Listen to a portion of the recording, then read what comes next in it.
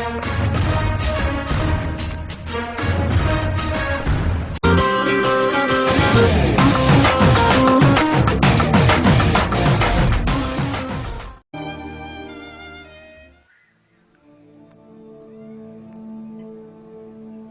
மாதிரி அழகும் வளமும் செழித்து வழங்குற பகுதி தான் இந்த அரசமரத்தெரு. இந்த தெருவில் வாழ்கிற சில பசங்களை பற்றி காட்டுற படம் தான் இந்த படத்தோட கதை. இந்த பசங்களோடு சேர்ந்து நாமளும் இந்த படத்தை பின்தொடருவோம்.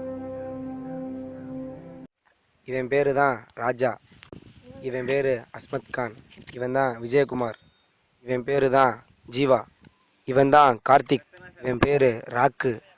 நான் சொன்ன அந்த பசங்க இவங்க தான்.